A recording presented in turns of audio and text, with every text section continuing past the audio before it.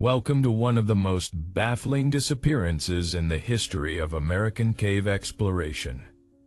Before we begin, I want you to leave in the comments where you're watching from and the exact time you're hearing this account. We want to know where and when these documented stories reach people around the world. In the autumn of 1878, 8 men entered the newly discovered Hollow Creek cave system in south-central Kentucky. They were experienced explorers, well-equipped, and expected to return within 3 days. They never did. Despite the largest search operation in Kentucky history at that time, no trace of the 8 men was ever found. No bodies, no equipment, no evidence of what happened in those miles of lightless passages beneath the earth. This is the story of the Hollow Creek 8, a mystery that the state of Kentucky tried desperately to bury, a tragedy that led to questions that authorities refused to answer, and a cave system that was sealed permanently, its entrance destroyed, its passages flooded, as if someone wanted to ensure that whatever happened there could never happen again. The region of south-central Kentucky, where this story takes place, is known as cave country. The limestone bedrock of this area has been carved by millions of years of water erosion, creating one of the most extensive cave systems in the world. Mammoth Cave, the longest known cave system on Earth, is located here. But Mammoth is just one of hundreds of cave networks that honeycomb the subsurface of this region. Many remain unexplored to this day. In 1878, the town of Brownsville, Kentucky, was a modest settlement of about 800 people. It sat in a valley surrounded by wooded hills riddled with cave entrances. The local economy relied on agriculture and timber, but there was growing interest in the potential of the region's caves. Mammoth Cave had begun attracting tourists, and some enterprising locals hoped to discover and develop other caves that might prove equally lucrative. It was in this context that the Hollow Creek Cave was discovered in August 1878. A farmer named Josiah Blackburn found the entrance while tracking a wounded deer through the woods about 5 miles northwest of Brownsville. The deer had disappeared into what appeared to be a sinkhole. When Blackburn investigated, he found a narrow opening descending into darkness. He dropped stones into the opening and heard them fall for several seconds before impact, suggesting significant depth. Blackburn reported his discovery to the Brownsville Town Council. Cave exploration was becoming a recognized endeavor, and the council saw potential value in mapping and potentially developing any significant cave system. They formed the Hollow Creek Exploration Society and put out a call for experienced cavers to survey the new discovery. The response came from various parts of Kentucky and neighboring states. 8 men volunteered for what would become the first major expedition into Hollow Creek Cave. According to the roster preserved in the Edmonson County Historical Society archives, they were Thomas Hartford, age 34, from Louisville, Kentucky, an engineer and amateur geologist who had explored several caves in the Mammoth Cave region. He would serve as the expedition's leader. James Whitfield, age 29, from Nashville, Tennessee, a surveyor with experience in underground mapping who had worked on several cave surveys in Tennessee. Robert Morrison, age 31, from Bowling Green, Kentucky, a physician who had studied the unique ecosystems of caves and was interested in the biological aspects of cave exploration. Samuel Grant, age 27, from Lexington, Kentucky, a geology student at what would later become the University of Kentucky, working on his thesis about limestone formations. Michael O'Brien, age 33, from Cincinnati, Ohio, an experienced rope climber and rigger who had worked in mines and had technical skills needed for vertical descents. William Thompson, age 28, from Brownsville, Kentucky, to know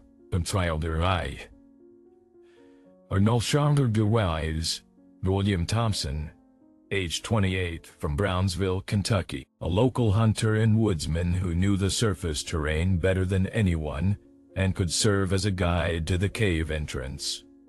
Charles Beckham, age 30, from Louisville, Kentucky, a photographer who used the relatively new technology of magnesium flash powder to document cave interiors, and David Patterson, age 26, from Frankfort, Kentucky, a mapmaker employed by the state who had been assigned to create official documentation of any significant cave discoveries. These 8 men represented the best available expertise for cave exploration in 1878. They were well-educated, experienced, and took their work seriously. This was not a casual adventure. This was a scientific expedition with state support and public interest. The expedition was scheduled for October 15–18, 1878. The plan was straightforward. The 8 men would enter Hollow Creek Cave with enough supplies for 3 days. They would map as much of the system as possible, document interesting formations and passages, and return with their findings. A base camp would be established at the entrance with support personnel who would monitor the expedition's progress. The support team consisted of 5 men from Brownsville, including Josiah Blackburn, who had discovered the cave. Their role was to maintain the base camp, monitor the rope systems the explorers would use for descents, and provide assistance when the team returned. The support team kept a log of activities, which has been preserved, and provides crucial information about the expedition's timeline.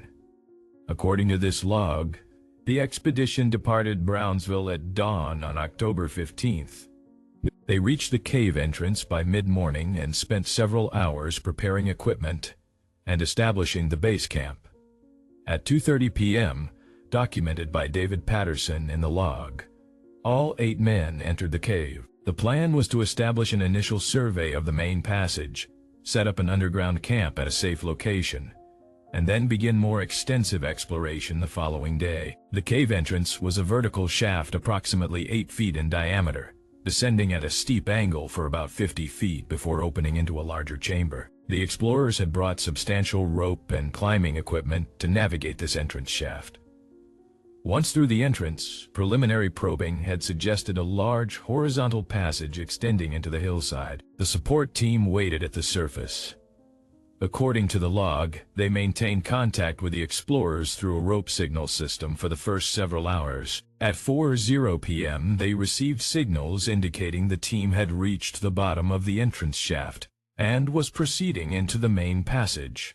At 5:30 p.m., another signal indicated they had found a suitable location for an underground camp. At 6:45 p.m., a final signal came up indicating all was well, and they would maintain periodic contact. No further signals were received that evening. This was not immediately concerning. The plan had been for the explorers to establish camp and rest before beginning extensive surveying the next day. Communication might be difficult if they had moved far from the entrance shaft. By noon on October 16th, however, with no signals received since the previous evening, the support team began to worry. Josiah Blackburn descended the entrance shaft to investigate. He found the main passage empty. The rope lines the explorers had set extended into the darkness, but there was no sign of the men or their underground camp. Blackburn called down into the passage. His voice echoed, but received no response. He moved cautiously along the passage for about 200 feet, following the rope lines. The passage was wide, perhaps 15 feet across and 10 feet high, with a relatively flat floor of sand and gravel. At the 200-foot mark, the rope lines ended at what appeared to be a junction where the main passage split into 3 separate tunnels. Beyond this point, in the dim light of his oil lamp, Blackburn could see equipment. Several packs, coils of rope, and what appeared to be surveying instruments were scattered on the cave floor.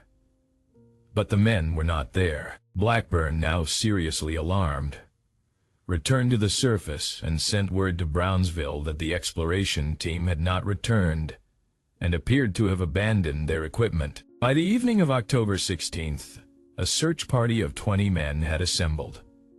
The decision was made to enter the cave at first light the following morning and conduct a thorough search. The search party was organized by the town sheriff, William Hendricks, and included experienced local hunters, and several men who had some cave exploration experience, though none as extensive as the missing 8. The search began on October 17th at 6:00 a.m.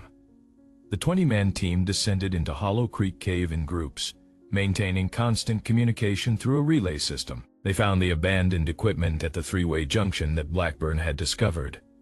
A more thorough examination revealed that the equipment appeared to have been left in an organized manner, not dropped or abandoned in panic. The packs were set down carefully. The surveying instruments were placed on flat rocks, protected from moisture. It was as if the explorers had intended to return to this spot. The search party split into 3 groups to explore the 3 passages branching from the junction. The left passage extended for approximately 400 feet before becoming too narrow to pass. The search party found no sign that the explorers had gone this way.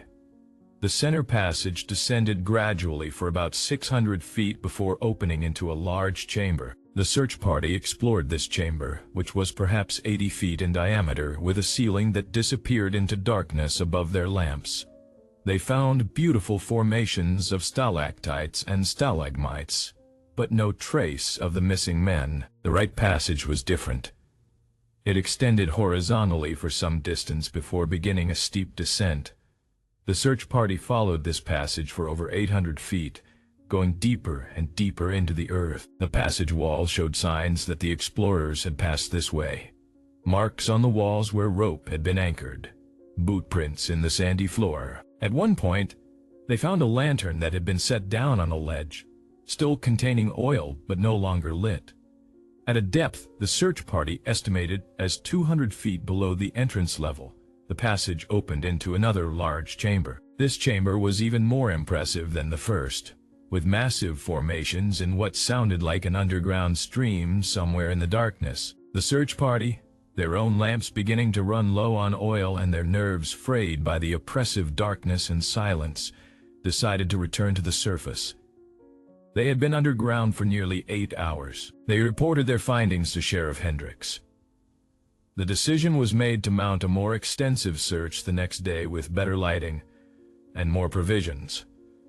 On October 18th, a party of 30 men entered the cave. They focused on the right passage and the large chamber at the end. They spent 12 hours exploring every accessible part of that chamber, examining side passages and crevices. They found 2 more lanterns, apparently placed deliberately on rock ledges. They found survey stakes that the explorers had been using to mark their route. But of the 8 men themselves, there was no sign. Over the following week, search parties entered Hollow Creek Cave repeatedly. They explored every passage they could find, mapped the accessible portions of the system, and looked for any evidence of what had happened to the 8 explorers. They found various pieces of equipment scattered through different parts of the cave. A coil of rope here, a survey notebook there with the last entry, dated October 15th, noting passage dimensions and directions, a pack containing food supplies, untouched. The evidence suggested the men had been systematically exploring the cave, leaving equipment at various points, perhaps planning to retrieve it later. But what had interrupted this systematic process? Where had the men gone? By October 25th, 10 days after the explorers entered the cave, the official search was called off. Sheriff Hendricks held a public meeting in Brownsville where he presented the findings. 8 experienced explorers had entered Hollow Creek Cave and vanished without trace. Despite extensive searches involving over 50 men and covering what was estimated as more than 3 miles of passages, no sign of the men had been found beyond their abandoned equipment. No bodies, no evidence of injury or accident, no indication of any catastrophe that might have killed all 8 men simultaneously.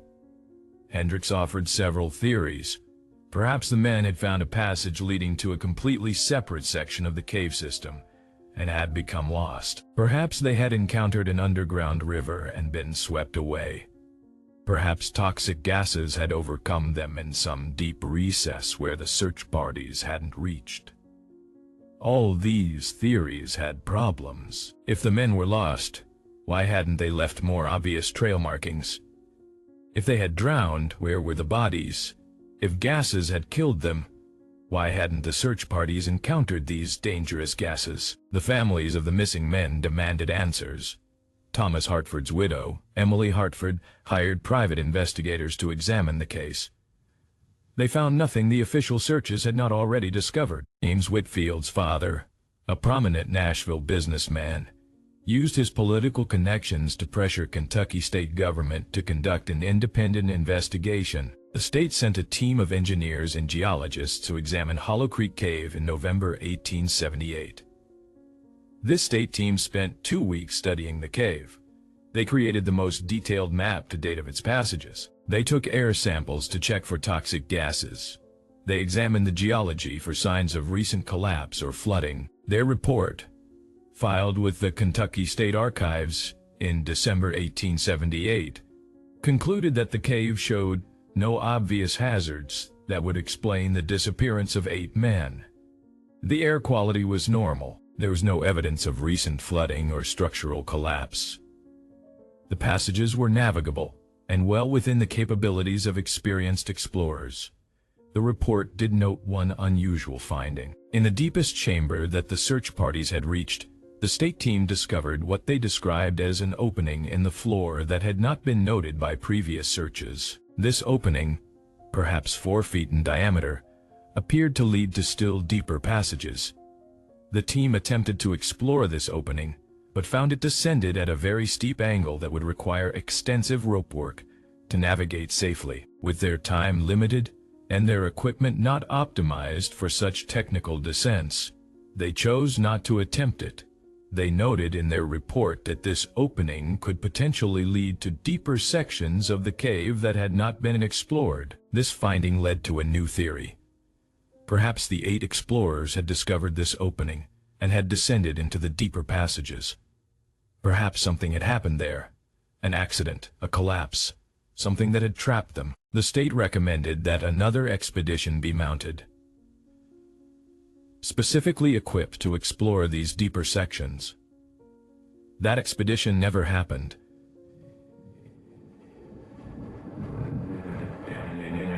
In January 1879, the state of Kentucky made an unexpected decision. Hollow Creek Cave was officially closed to all exploration. The stated reason was public safety. The cave was deemed too dangerous, and further exploration was prohibited until such time as proper safety measures could be implemented. The cave entrance was to be secured to prevent unauthorized access. This decision shocked many people. Why close the cave just when they had discovered a potential lead in the search for the missing men? Why not organize a proper rescue expedition to the deeper passages? The families of the missing 8 protested loudly. Emily Hartford, widow of the expedition leader, petitioned the governor directly, arguing that the state was abandoning the search prematurely. The state's response was bureaucratic and unsatisfying. Safety concerns, limited resources, the need to prevent further tragedies. But there were whispers of other reasons.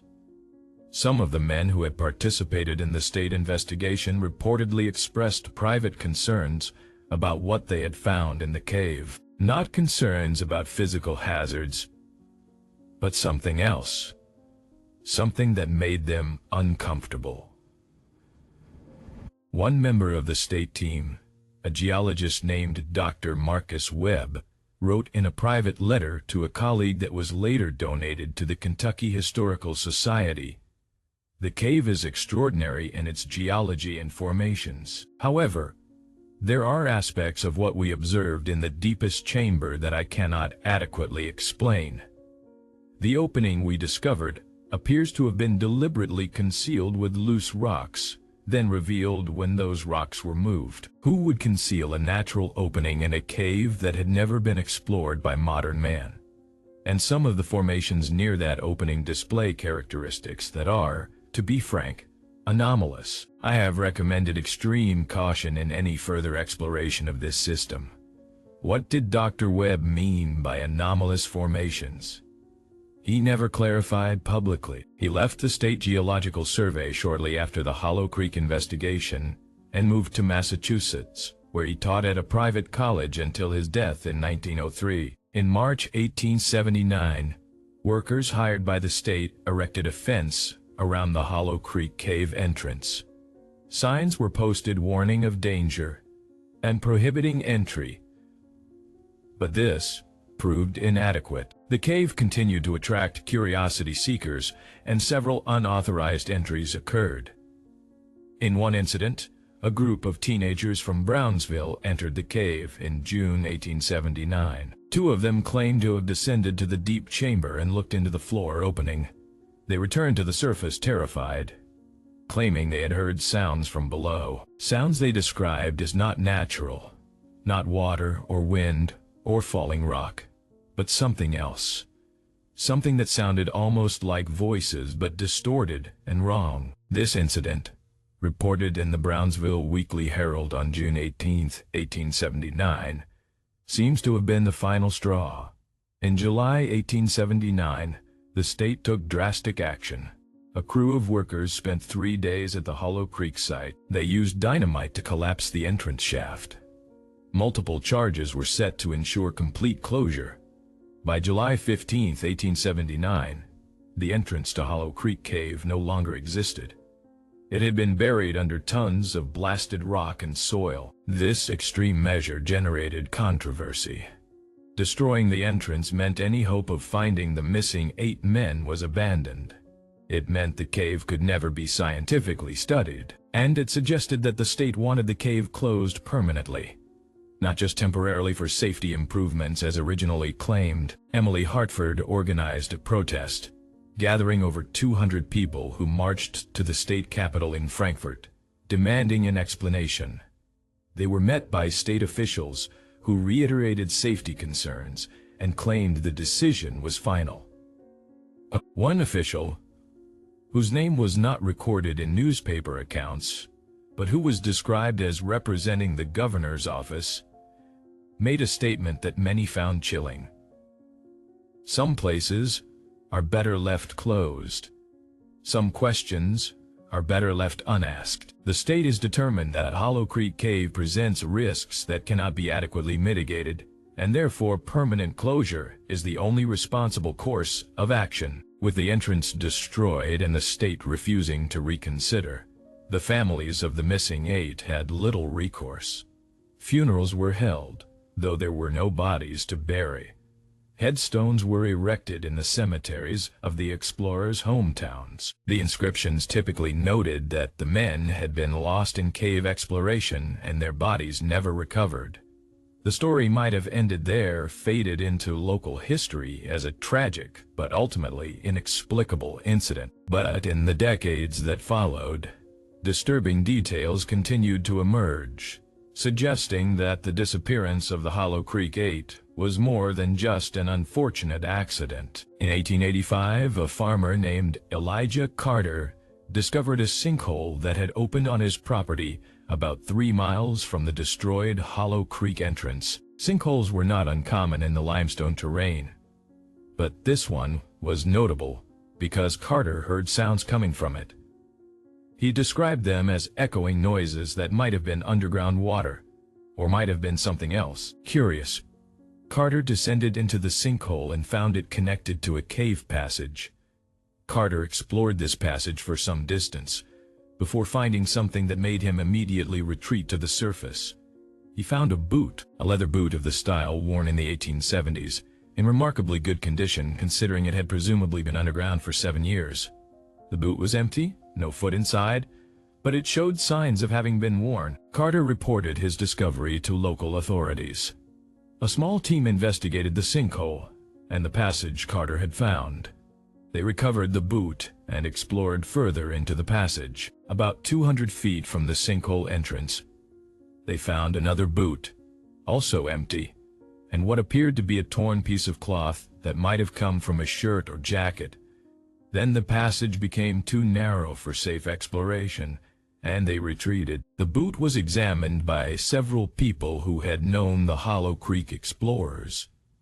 William Thompson's widow identified it as matching the style her husband had worn. While this was not definitive proof, The location and the age of the boot suggested it might indeed have belonged to one of the missing 8. But how had a boot from Hollow Creek Cave, whose entrance had been destroyed 7 years earlier, ended up in a passage accessed from a sinkhole 3 miles away? The obvious answer was that the cave system was far more extensive than anyone had realized, with passages connecting distant entrance points. But if so, why had none of the extensive searches in 1878 found any evidence of the explorers traveling through these connecting passages? The state of Kentucky took action again. The sinkhole on Carter's property was ordered closed. Workers dumped loads of rock and soil into it until it was filled. Carter was compensated for the disturbance to his property and asked to speak to no one about what he had found. According to his grandson, interviewed by a local historian in 1954, Carter always believed he had been paid for his silence, and that the state knew more about the Hollow Creek disappearances than they ever admitted publicly. In 1892, another incident occurred that reignited interest in the case. A group of geology students from a college in Ohio were studying the cave systems of south-central Kentucky. Without authorization, they attempted to excavate the destroyed Hollow Creek entrance. They managed to move enough rock to create a narrow opening into what might have been part of the original entrance shaft. 3 students descended through this opening. They reported that it did connect to cave passages below, but the passages were partially collapsed and dangerous to navigate. They spent about 2 hours exploring what they could access before deciding to retreat.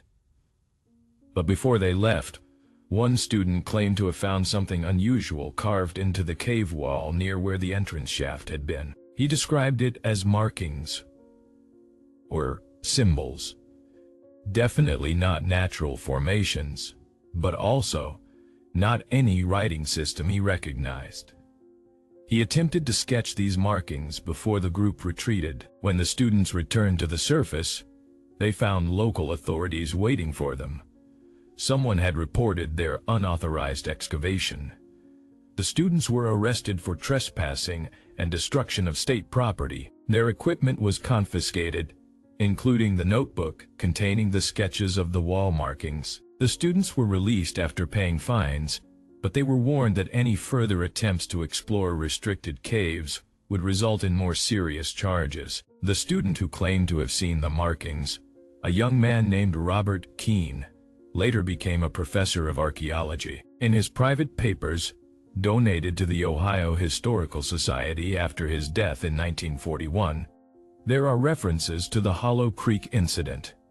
Keene wrote that he remained convinced the markings he saw were deliberate symbols, not natural formations. He speculated they might have been left by some unknown pre-Columbian culture that had used the caves, or possibly by the missing explorers themselves as some kind of warning or record. But without his original sketches, confiscated by authorities, he could not reproduce them accurately. The pattern was becoming clear. Every time someone got too close to uncovering what happened at Hollow Creek Cave, authorities intervened to shut down the investigation or confiscate evidence. This suggested that someone in state government knew more about the disappearances than they were willing to admit.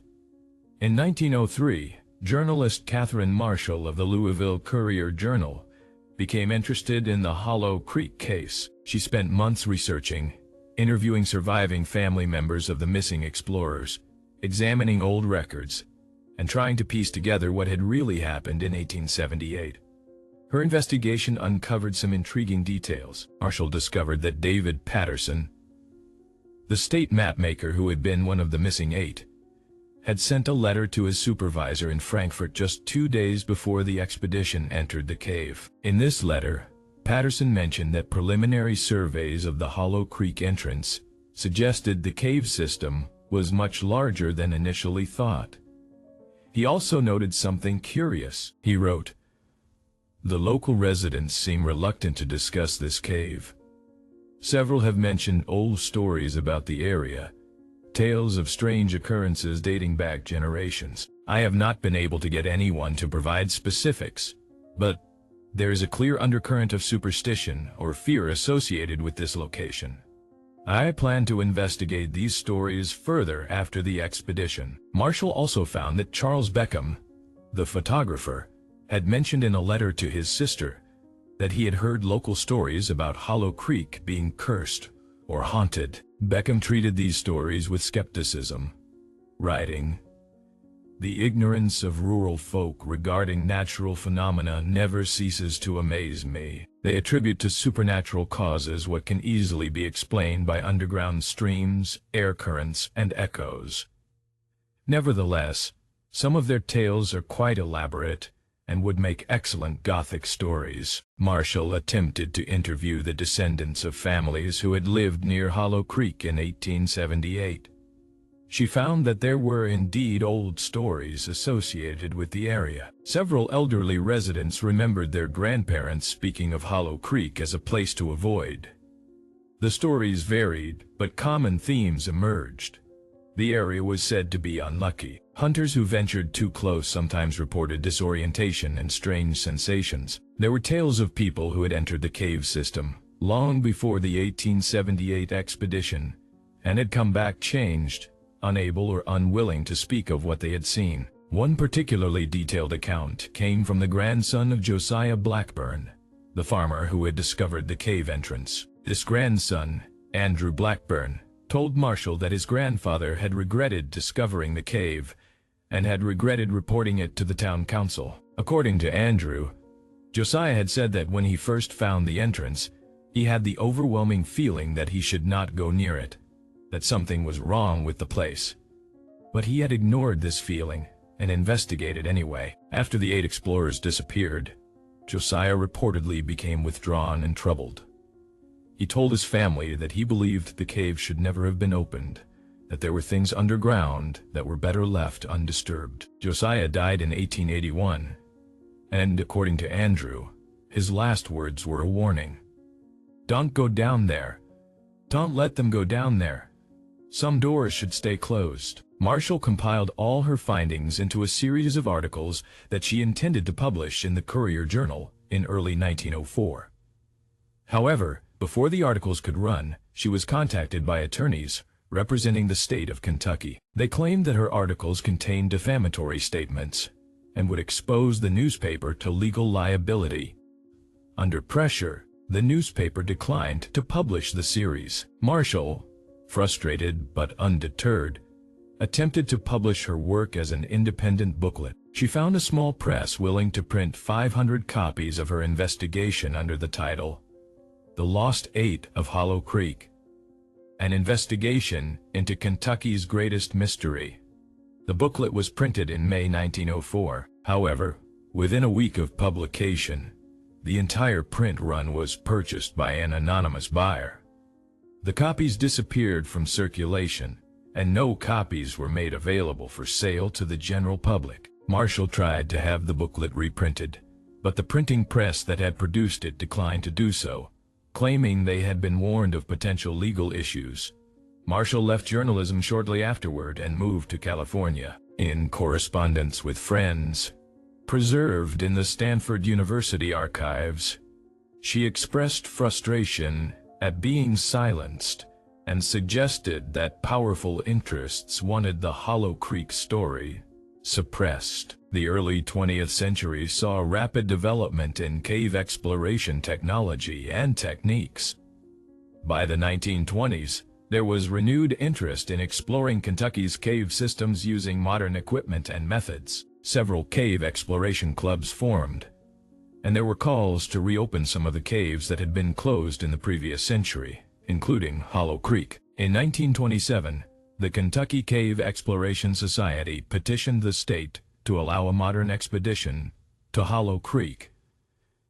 But they argued that with 1920s technology, including electric lighting, better rope systems, and improved mapping equipment, they could safely explore the cave and potentially solve the mystery of what happened to the 1878 explorers. Their petition was signed by over 300 people, including prominent citizens and several state legislators.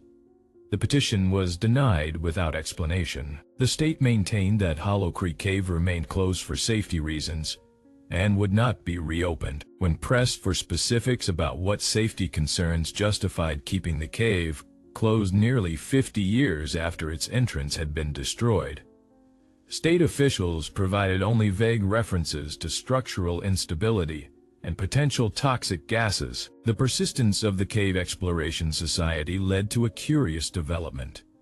In 1928, a state geologist was assigned to prepare a comprehensive report on why Hollow Creek Cave should remain permanently closed. This geologist, Dr. William Ashford, conducted an investigation that included examining all historical records related to the cave and the 1878 disappearances. Dr. Ashford's report, filed in January 1929, is remarkable for what it does and does not say. The bulk of the report discusses standard geological hazards, potential collapse zones, underground water hazards, air quality issues. These could apply to virtually any cave system. But buried in the report's appendices is a curious section labeled Anomalous Geological Features. In this section, Dr. Ashford notes that core samples taken from the bedrock around the former Hollow Creek entrance showed unusual mineral compositions that he could not adequately explain. He also references the observations of the 1878 State Investigation Team, particularly Dr. Marcus Webb's notes about anomalous formations in the deepest chamber. Dr. Ashford writes, "Based on the available evidence, I cannot conclusively rule out the possibility that Hollow Creek Cave contains geological features that are not yet understood by modern science. While I can find no definitive safety hazard that would justify permanent closure, I also cannot provide assurance that the cave system does not contain unknown risks. In the absence of such assurance, and given the tragic history of this site, I recommend that the current closure policy be maintained." This carefully worded conclusion allowed the state to continue keeping Hollow Creek closed without having to specify any particular hazard. It simply suggested that unknown risks might exist, which was sufficient justification for maintaining the status quo. The 1930s and 1940s saw occasional attempts by researchers and explorers to gain access to Hollow Creek Cave or to investigate the case of the missing explorers. All were unsuccessful. The destroyed entrance remained buried. The land around it was purchased by a private entity called the Hollow Creek Trust, which refused all requests for access. The trust appeared to have no commercial purpose. It simply owned the land and kept it closed. In 1952, a team of researchers from the University of Kentucky obtained permission to conduct a survey of cave systems in south-central Kentucky. They used ground-penetrating radar and other then modern techniques to map subsurface features. When they surveyed the area around the former Hollow Creek entrance, they detected what appeared to be extensive cave passages, far larger than the 1878 explorations had documented. The survey suggested that Hollow Creek Cave might be one of the largest cave systems in Kentucky, potentially rivaling or exceeding Mammoth Cave in extent. The researchers requested permission to excavate and explore these passages. Their request was denied by both the Hollow Creek Trust and the state government. When they attempted to publish their survey findings, they were informed that the data regarding Hollow Creek was considered sensitive and could not be published without state approval. That approval was never granted. The survey data regarding Hollow Creek remain sealed in university archives to this day. The 1960s and 1970s brought new attention to the case from an unexpected direction. The growing interest in paranormal phenomena and unexplained mysteries led several researchers in these fields to investigate the Hollow Creek disappearances. Books about mysterious disappearances began to include the Hollow Creek 8, alongside other famous vanishings like the crew of the Mary Celeste and the lost colony of Roanoke. These treatments often speculated wildly about what might have happened. Theories ranged from the men falling into an underground river and being swept to distant, collapsed sections of the cave, to encounters with previously unknown cave-adapted species, to paranormal explanations involving interdimensional portals or alien abduction.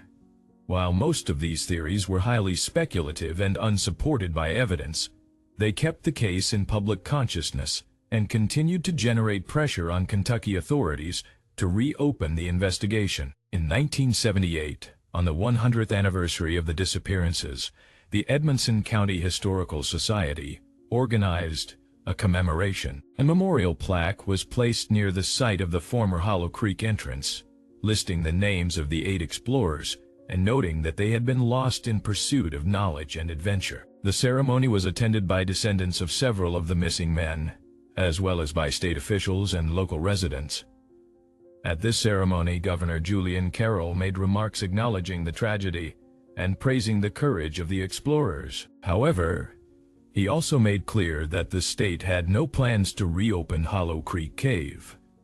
He stated that the site would remain closed out of respect for those who were lost there and to prevent any similar tragedies in the future. After the ceremony, several descendants of the missing explorers attempted to press the governor and other officials for more information about what had happened to their ancestors. They were unsatisfied with the official explanation that the men had simply gotten lost and died somewhere in the unexplored depths of the cave. They pointed out the lack of bodies, the abandoned equipment arranged in an organized manner, and the extreme measures taken to seal the cave permanently. They asked what the state was hiding.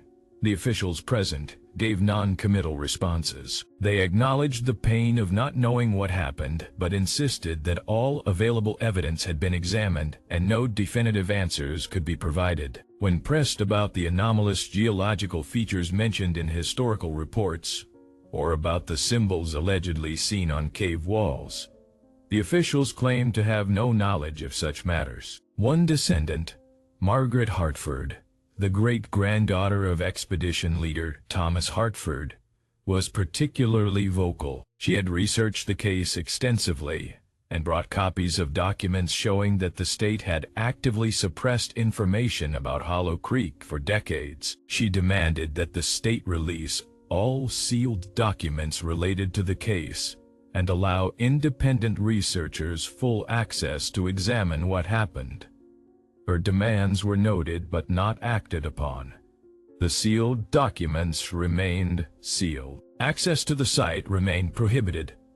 Margaret Hartford, frustrated by the lack of response, organized a group called the Hollow Creek Truth Committee, dedicated to uncovering what the state was hiding about the disappearances. The committee conducted research, filed Freedom of Information requests, and lobbied for transparency. They had limited success. Some documents were eventually released, including the full text of Dr. Ashford's 1929 report and portions of the 1878 state investigation. But key documents, particularly the confiscated notebook from the 1892 students and any reports related to the anomalous geological features, remained classified or were claimed to be lost. In 1995, the committee hired a private investigator to look into the Hollow Creek Trust, the entity that owned the land around the former cave entrance. The investigation revealed that the trust was funded by a foundation based in Washington, D.C., with opaque ownership and no clear purpose beyond maintaining control of the Hollow Creek site. Attempts to identify the individuals or organizations behind this foundation hit dead ends. The trail led through multiple layers of shell companies and legal entities, seemingly designed to obscure the ultimate source of funding. This discovery fueled speculation that federal agencies might be involved in the ongoing suppression of information about Hollow Creek Cave. Why would federal interests care about a cave system in Kentucky? Some theorized it had to do with Cold War-era concerns about underground facilities or unconventional weapons. Others suggested more exotic possibilities related to the anomalous geological features that had been hinted at in historical documents. In the early 2000s, advances in cave exploration technology and the growth of online communities dedicated to urban exploration and investigating mysteries led to renewed attempts to access Hollow Creek Cave. Several exploration groups used satellite imagery and geological surveys to try to locate alternative entrances to the cave system. A few claimed to have found sinkholes or other openings that might connect to the Hollow Creek passages. In 2006, a group calling themselves The Hollow Creek Expeditionary Team announced they had located a sinkhole that their surveys suggested might connect to the Hollow Creek system. They planned to explore this sinkhole and document their findings online. Before they could attempt their exploration, they were visited by individuals identifying themselves as representatives of the property owner. The group was warned that the sinkhole was on private property, and that any attempt to enter it would result in trespassing charges and legal action.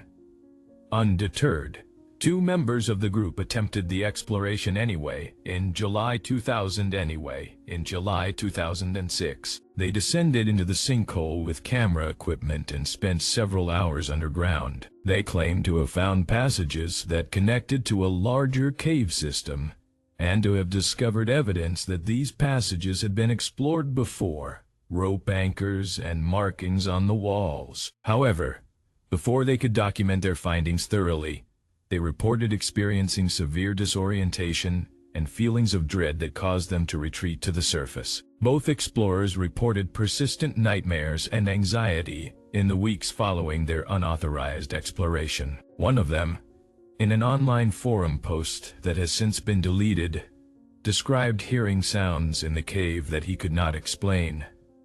Sounds that he felt were not made by water or wind or any natural source. He also mentioned seeing patterns on the cave walls that hurt to look at directly, a description eerily similar to accounts from over a century earlier.